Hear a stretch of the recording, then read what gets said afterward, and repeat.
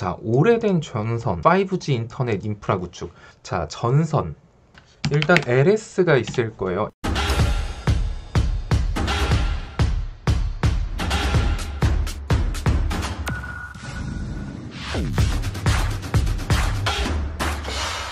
네, 안녕하세요. 체스입니다. 이번에 체크해드릴 종목은 LS라는 종목입니다.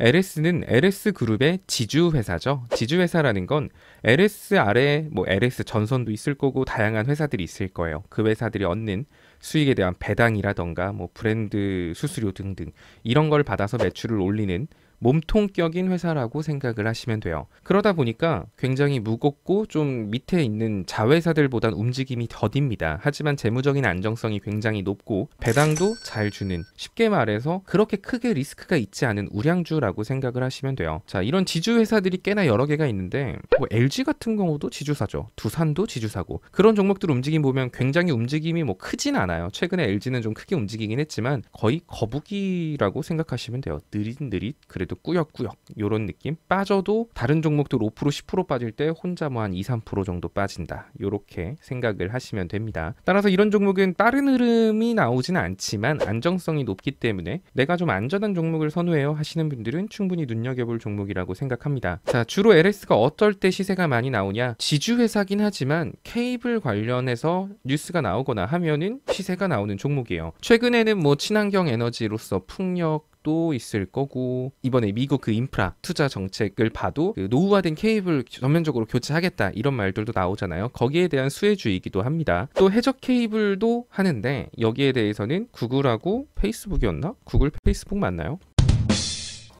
여기가 미국 동남아를 잇는 해적 케이블 만든다라고 해서 해적 케이블 관련주들, KT 서브마린이라던가 동아지질 이런 종목들도 최근 시세를 보여줬죠. LS 전선 같은 경우는 되게 많이 올랐고요. 근데 LS는 약간 바보 하고 있어요. 대충 이 정도로만 설명을 드리면 될 것 같고, 자, 그럼 차트 한번 볼게요. 차트를 보시면 현재 구간은 60일선 위로 못 올라가던 LS가 60일선을 끌어내리면서 60일선 위로 올라갔습니다. 60일선과 120일선을 동시에 밟았죠. 자, 여기서부터가 굉장히 중요해요. 만약 지금 60일선을 끌어내리면서 밟았잖아요. 만약에 얘가 이때 끌어내리지 않고 요때 뚫었으면 더 좋았을 거예요. 근데 이때 못 뚫죠. 몇 번 시도했는데 못 뚫었어요. 이때가 바이든의 대규모 인프라 정책 나왔을 때 케이블 관련된 정책이 있었기 때문에 돌파 시도를 했는데 못 뚫고 밀렸어요. 그러면서 그냥 아래로 내려가서 계속 횡보하면서 60일선을 끌어내렸는데 60일선을 밟는 건 성공했습니다. 잘했어. 근데 문제는 60일선이 이때까지만 해도 우상향이었고 낙폭이 좀 적었죠. 각도가. 근데 이제 점점 60일선의 추세가, 어떤 종목이든 우상향 추세가 좋다 이러잖아요. 이평선도 마찬가지예요. 이렇게 올라가고 있는 이평선 위로 주가가 이렇게 뿅 하고 올라가면 더 탄력을 받아요. 혹은 이렇게 횡보하고 있는 이평선 위로 주가가 이렇게 돌파 시도하다가 뽕 하고 뚫고 올라가면 그때도 이평선이 그럼 이제 이렇게 따라 올라가기 때문에 이평선 자체가 우상향을 시작하게 되거든요. 횡보하고 있는데 여길 뚫으면. 자, 근데 지금은 우하향하고 있는 이평선을 위로 올라간 거예요.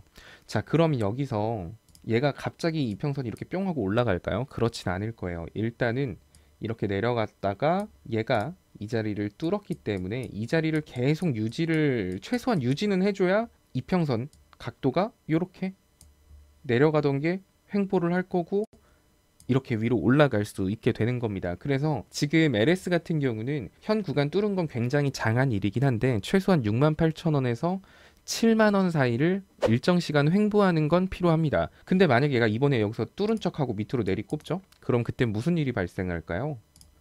60일선과 120일선의 위치가 바뀝니다. 지금 얘는 어찌 보면 지금 정배열되어 있잖아요. 이제 기껏 정배열 시켰어요. 60일선 아래, 120일선 아래, 240일선 아래, 480일선 아래.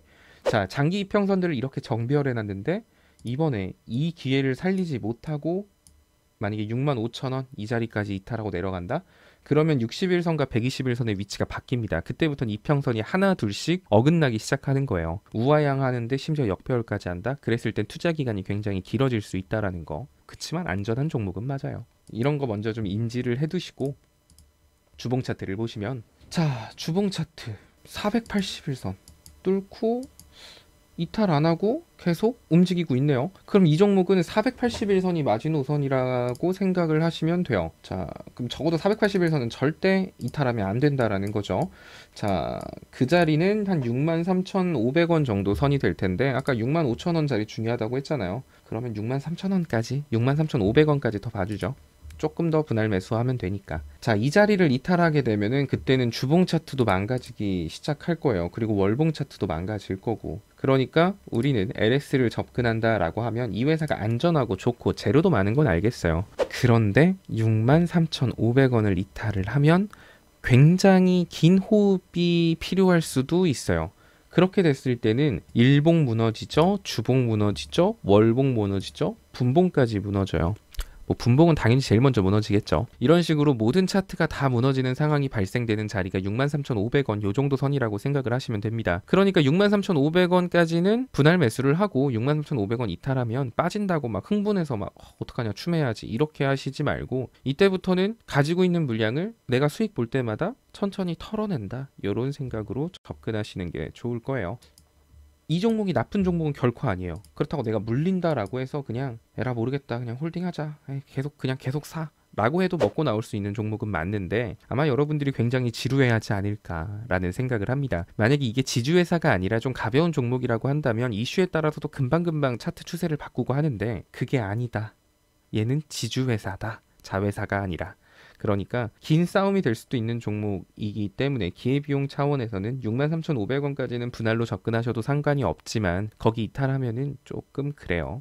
매매 동향을 보면은 뭐 별다를 건 없네요. 최근 뭐 기관이 열심히 팔고 있는 건 다들 알고 있는 사실이니까 연기금도 뭐 크게 들어오는 것 같지는 않고 크게 매매 동향은 중요할 것 같지 않습니다. 목표가는 어떻게 볼까요? 사실 이런 종목은 올라가면 거북이처럼 꾸역꾸역 올라가서 뭐 2, 3% 먹자고 들어가기에도 조금 그렇긴 해. 일단은 주봉상 볼린저 밴드 상단인 73,000원 정도, 72,000원, 72,400원 요 정도를 단기 목표가로 설정을 하시면 될 것 같습니다. 63,500원까지 분할 매수 후 단기 목표가는 72,300원에서 800원 사이, 요 정도에서 단기적으로 그때부터 슬슬 분할 매도한다라는 생각으로 접근하시면 돼요. 어설픈 종목보다는 뭐 재무 탄탄하고 우량 주니까 내 투자 성향이 저는 정신없는 거 싫고요, 안전한 게 좋아요 하시는 분들은 이런 종목도 눈여겨보시면 좋을 것 같습니다.